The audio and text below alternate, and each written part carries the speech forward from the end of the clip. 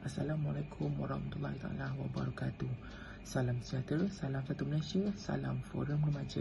Ahli panel dan sedang hadirin yang dirahmati Allah. Segala puji-pujian kepada Allah Subhanahu Wa Taala kerana dengan limpah kurnia dan izinnya dapat kita bersama-sama bersua dalam Forum Remaja pada hari ini. Hadirin yang dirahmati, sebelum saya memperkenalkan ahli-ahli panel kita yang cantik dan menawan pada hari ini, izinkan saya untuk mengupas terlebih dahulu tajuk forum remaja kita pada hari ini. Tajuk forum kita berkisar tema sosial iaitu gejala budi. Di mana silapnya, remaja pada hari ini bakal menerogi pucuk pimpinan negara pada masa hadapan dan merupakan aset modal insan negara bak kata pepatah, pemuda harapan bangsa, pemudi tiang negara. Berikan saya 10 remaja, nescaya saya akan gegarkan dunia ini. Begitulah ungkapan retorik yang pernah dilontarkan oleh bekas Presiden Parti Indonesia Soekarno yang menggambarkan betapa gahnya peranan remaja sebagai penentu pembangunan dan kemajuan negara pada masa hadapan. Malangnya, dalam proses menongkar arus globalisasi yang panas bergerak bagai belut diketil ekor, keruntuhan akhlak remaja semakin membimbangkan sejak akhir-akhir ini. Salah satu masalah sosial yang kian merebak dalam kalangan remaja ialah gejala buli. Baiklah sidang hadirin, sebelum kita menelusuri lebih mendalam topik perbincangan molek, kiranya kita berkenalan dengan keempat-empat panel kita pada hari ini. Di sebelah saya, saudari Siti Nur Masyarah yang merupakan ahli panel yang pertama. Selamat datang saudari, apa khabar? Terima kasih saudara pengurusi. Alhamdulillah, saya baik-baik saja. Seterusnya, saya memperkenalkan ahli panel kedua iaitu saudari Nur Syahira. Selamat datang saudari, apa khabar? Alhamdulillah, khabar baik saudara pengurusi. Berada di sebelah panel kedua, tak lain dan tak bukan adalah ahli panel kita yang ketiga iaitu saudari Farah Izzati. Walaupun nampak pemalu namun petah bicaranya. Apa khabar saudari? Alhamdulillah, saya berada dalam keadaan baik. Salam forum buat semua. Akhir sekali ialah ahli panel kita yang keempat. Tidak lain, tidak bukan, saudari Nur Emilia. Ya, saya Alhamdulillah khabar baik. Usai salam perkenalan dengan semua ahli panel, kembali kita kepada topik forum kita iaitu gejala buli dalam kalangan pelajar. Di mana silapnya? Sidang hadirin yang dihormati, sebelum kita melangkah dengan lebih jauh, eloklah kiranya kita menelusuri apa sebenarnya dimaksudkan dengan buli dan apakah punca yang menyebabkan gejala buli ini. Bagi menjawab persoalan ini, izinkan saya mengajukan soalan pertama kepada ahli panel yang pertama, saudari Siti Nur Masyarah. Mohon saudari merukankan persoalan ini kepada semua. Awal bismillah pembuka bicara. Terima kasih saudari pengurusi. Assalamualaikum dan salam sejahtera kepada sidang hadirin yang dihormati. Menurut Nasazdi Abdullah, boleh diiktirafkan sebagai tingkah laku agresif seseorang pelajar atau sekumpulan pelajar dengan mengganggu mangsa sama ada secara fizikal atau psikologi dalam satu jangka masa yang panjang. Kamus Dewan edisi ketiga pula mentakrifkan buli sebagai perbuatan mendera atau mempermainkan seseorang dengan tujuan untuk menyesuaikan suasana baru. Selain itu, buli juga bertujuan untuk mempermainkan orang yang lemah dengan cara dominan yang mencetuskan fenomena ini melakukan mereka tidak mempunyai didikan agama yang teguh. Kebanyakan remaja pada hari ini mempunyai stigma bahawa ajaran agama sudah ketinggalan zaman dan tidak relevan untuk mempraktikkan pada abad ini. Keadaan menjadi lebih parah apabila ibu bapa pada hari ini tidak memberikan didikan agama yang sempurna kepada anak-anak mereka. Hal ini terjadi kerana ibu bapa pada abad ini sering mempunyai tanggapan bahawa ajaran agama tidak penting berbanding pendidikan agama yang dianggap sebagai tiket kejayaan anak-anak pada masa hadapan. Sikap ini menunjukkan bahawa terhadap ibu bapa yang sering tanpa tanggungjawab hakiki mereka dalam membesar, mengasuh dan mendidik anak-anak mereka yang diumpamakan sehelai kain putih dan Dan ibu bapa lah yang akan mencorakkan tingkah laku anak-anak sama ada seindah warna pelangi atau semalap masa hadapannya. Berlandaskan sikap remaja dan ibu bapa yang sebegini, maka tidak hairanlah anak-anak tidak mementingkan amalan solat yang difardukan kepada setiap Muslim, walaupun solat itu tiang agama yang dapat mencegah kemungkaran. Bukan itu sahaja, kebanyakan remaja pada hari ini lebih bertuhankan hiburan dan keseronokan duniawi semata-mata seperti melibatkan diri dalam black metal. Jika situasi ini berterusan, sudah pasti keharmonian masyarakat dan negara kita akan terjejas. Seorang tokoh cendekiawan pernah berkata, petanda runtuhnya sesuatu bangsa itu dapat dilihat apabila bangsa tersebut mencintai hiburan. Keimanan remaja yang senipis kulit bawang menyebabkan kehidupan mereka terombang-ambing ibarat kapal tanpa nahkoda. Tegasnya, didikan agama yang tidak mantap mampu mendorong kepada penularan gejala buli di negara ini.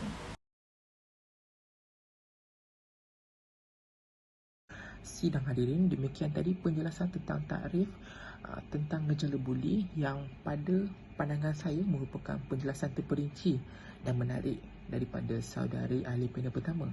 Seterusnya, saya mohon penjelasan daripada panel kedua iaitu Nur Syahira tentang punca-punca lain yang boleh menyebabkan remaja terdorong untuk melakukan gejala ini. Indah berbalam si awan petang berarak di celah pepohon ara. Pemanis kalam, selamat datang awal bismillah pembuka bicara. Assalamualaikum dan selamat sejahtera. Terima kasih saudara pengerusi.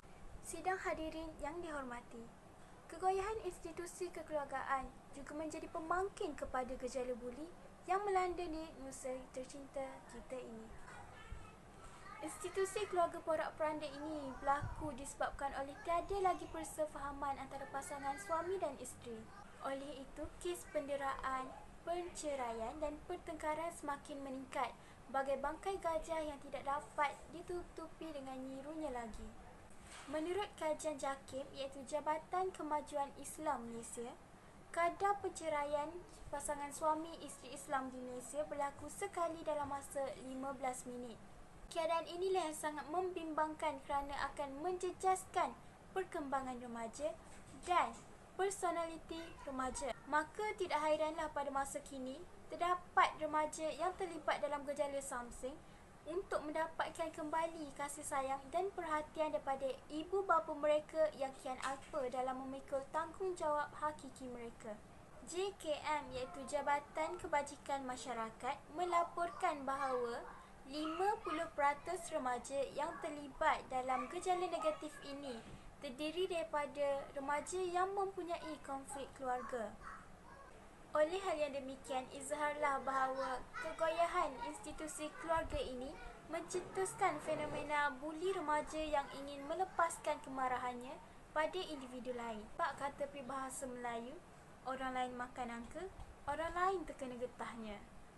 Jika kita kaji dari dimensi yang lain, pengaruh rakan sebaya juga merupakan salah satu faktor gejala buli yang semakin serius dan kian menular bagai duri dalam daging di negara kita pada hari ini.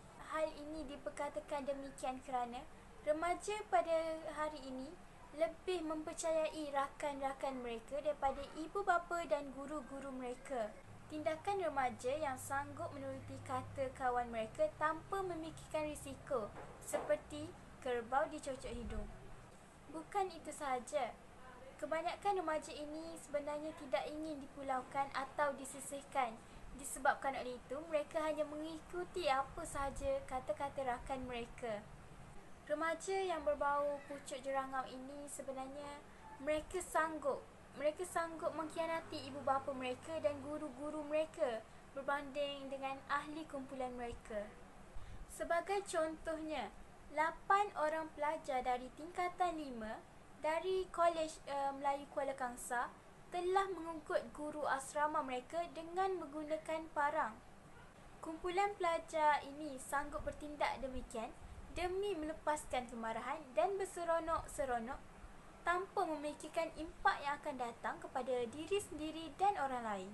Ekoran sikap remaja yang tersalah memilih rakan ini telah menyebabkan mereka mudah dipengaruhi oleh anasir-anasir negatif seperti membuli.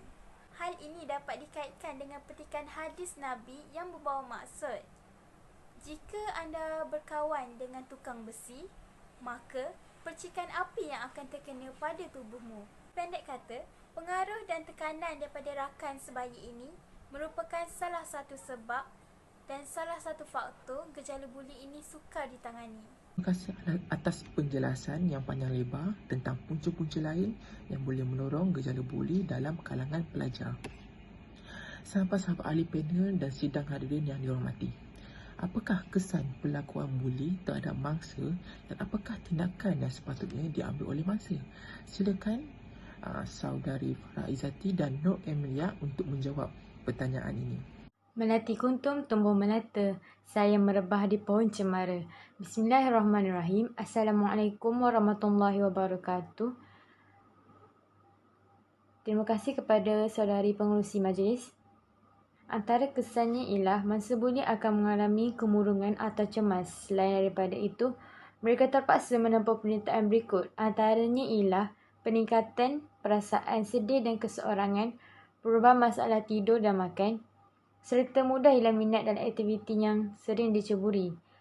Isu ini akan mempanjangkan sehingga dewasa disebabkan masalah kesihatan dari segi emosi dan psikoteri. Selain daripada itu, keciciran dalam pelajaran juga menyebabkan kanak-kanak takut ke sekolah bagi mengelakkan diri daripada dibuli. Seterusnya, kesan buli membawa kepada bahaya atau penendahan untuk membunuh diri kerana mereka merasakan mereka tiada harapan, tiada kuasa serta tercalar maruah diri akibat perbuatan dera. Saudari pengurusi dan sidang hadirin, mangsa buli di sekolah dan institusi pengajian tinggi IPT biasanya menyembunyikan apa yang berlaku daripada pengetahuan ibu bapa, guru dan pihak sekolah. Kerana mangsa buli takut dipukul oleh pembuli. Pelajar-pelajar lain juga mendiamkan diri terhadap apa yang terjadi. Kenapa boleh wujud keadaan sebegini? Hal ini ada kaitan dengan persepsi masyarakat yang memandang remeh mengenai kes buli ini. Tanggapan masyarakat ialah buli sebahagian daripada budaya masyarakat tempatan dan juga seluruh dunia. Kebanyakan masyarakat tidak sedar, isu buli memberi kesan jangka panjang dari segi perkembangan psikologi dan emosi. Sekian, terima kasih. Saya serahkan semula kepada pengerusi majlis. Terima kasih untuk ahli panel yang ketiga iaitu Farah. Sekarang dipersilakan ahli panel keempat untuk menyambung jawapan yang dibentangkan oleh panel ketiga sebentar tadi. Dipersilakan saudari Nur Emilia. Kanak-kanak sama ada pembuli maupun masa pembuli cenderung melakukan perbuatan buli seperti isu buli berlaku di IPT maupun bagi orang dewasa, dan kita sering mendengar bahawa isu penderaan kanak-kanak berlaku. Kes-kes penderaan yang menjangkaui 5,000 kes setahun merupakan kesan psikologi dan emosi pendera yang dibuli semasa remaja. Jika ahli masyarakat tidak peka terhadap isu buli, maka tidak adalah perbincangan maupun komunikasi antara satu sama lain. Sekiranya perhubungan sedemikian tidak berlaku secara sendiri, kes buli akan tersembunyi tanpa penghatian sehingga melibatkan kecederaan atau kematian. Barulah masyarakat sedar isu ini perlu ditangani. Apabila wujud inisiatif ahli masyarakat memainkan peranan masing-masing, maka barulah kanak-kanak mempunyai keyakinan diri untuk melaporkan kes buli kepada pihak berkuasa atas kesedaran mereka. Di samping itu, peranan media massa juga amat penting dalam membendung masalah buli di kalangan pelajar. Kuasa media massa dalam mempengaruhi minda pembaca memang tidak dapat disangkal lagi. Banyak rencana yang dapat memberi kesedaran kepada pembaca, khasnya pelajar sekolah, boleh disiarkan dalam media massa. Pergi memancing ke Sungai Sula, nilai dipancing di hari senja. Salam undur diri dari saya untuk saudara-saudari semua. Sekian, terima kasih. Kembali semula kepada saudara pengerusi majlis. Terima kasih saudari Nur Emilia. Saya percaya gejala ini jika dapat ditangani dengan baik, sudah pasti gejala ini akan membarah dalam kalangan pelajar. Soalan saya kepada ahli panel yang pertama, apakah langkah yang boleh diambil dalam usaha untuk menangani gejala ini? Terima kasih saudari pengurusi. Bak kata pepatah, tiada penyakit yang tiada penyembuhnya. Terdapat banyak langkah yang efektif boleh dijalankan bagi membendung gejala ini. Antaranya ialah ibu bapa perlu memainkan peranan yang penting dalam usaha untuk membendung kemaluan ini. Ibu bapa haruslah menampilkan teladan yang baik kepada anak-anak mereka supaya anak mereka akan mencontohi kelakuan ibu bapa mereka, kerana pada tanggapan anak mereka, perbuatan ibu bapa adalah sentiasa betul dan patut diikuti. Janganlah ibu bapa berkelakuan baik di hadapan anak-anak sahaja, sedangkan mereka juga sering mengejek, menghina orang dan sebagainya. Bak kata pepatah, bapa borik anak didik. Tetap mengajar anaknya berjalan lurus sedangkan dirinya berjalan sengit. Ibu bapa juga harus sentiasa mengambil perhatian tentang keadaan anak mereka semasa di sekolah dan memberikan belayan kasih sayang yang sepenuhnya kepada mereka supaya mereka tidak berasa sunyi dan diabaikan. Ibu bapa juga harus memupuk anak mereka sejak kecil lagi seperti meruntuh bulu biarlah dari rebunya, agar sentiasa sudi meluahkan isi hati dan masalah yang dihadapi mereka bagi mengatasinya bersama-sama. Kembali semula kepada saudari pengerusi. Saudara pengerusi, izinkan saya menyuarakan buah fikiran tambahan saya berdasarkan ulasan yang saudari panel pertama tadi. Silakan saudari, kita masih lagi membicarakan tentang langkah-langkah yang boleh diambil untuk menangani masalah buli dalam kalangan pelajar. Terima kasih saudara pengerusi. Para pelajar juga haruslah berganding bahu dengan pihak sekolah bagi menangani gejala ini. Para pelajar ternampak kes buli itu berlaku atau dia merupakan mangsa buli, pelajar tersebut haruslah mengadu kepada pihak atasan sekolah atau guru bagi menangani masalah gejala buli ini. Manakala bagi pihak sekolah yang telah menerima aduan ini haruslah menangani masalah ini dengan secepat mungkin dan bukannya menutup kes ini begitu sahaja. Jika kes ini masih tidak dibicarakan, masalah gejala buli ini akan semakin bertambah dan semakin berleluasa. Pihak sekolah boleh berjumpa dengan para pelajar yang disyaki terlibat dalam kes buli ini dan juga ibu bapa mereka untuk membincangkan tentang masalah yang mereka hadapi dan juga memberikan jalan keluar untuk mereka.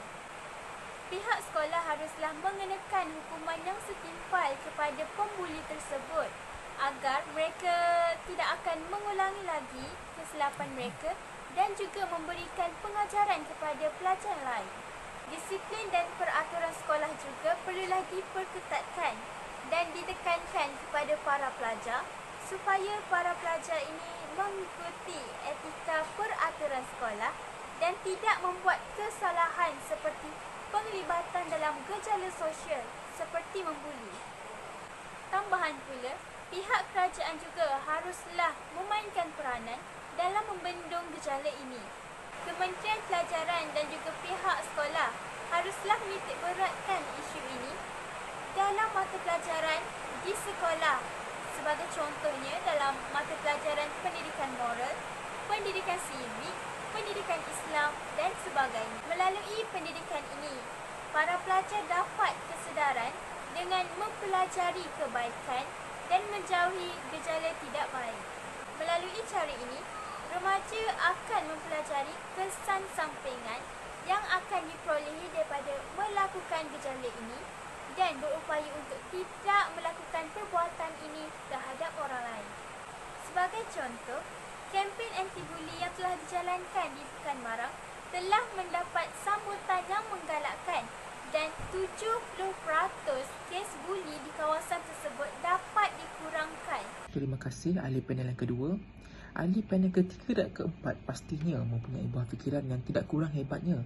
Silakan saudari. Terima kasih saudara pengurusi. Ahli panel dan hadirin yang dihormati, pihak kerajaan juga harus memainkan peranan dalam membendung gejala ini. Kementerian Pelajaran dan juga pihak sekolah harus menitikberatkan isu kes buli ini dalam pelajaran di sekolah dengan melalui mata pelajaran seperti pendidikan moral, pendidikan Islam, pendidikan sivik dan sebagainya. Melalui pendidikan ini, para pelajar dapat kesedaran dan mempelajari kebaikan serta menjauhi gejala kurang baik. Langkah seterusnya dalam mengatasi masalah buli di institusi pendidikan adalah dengan menyediakan saluran untuk pelajar mengadu masalah. Dengan adanya saluran ini, tidak dinafikan kita mempunyai guru kaunseling dan juga pembimbing rakan sebaya.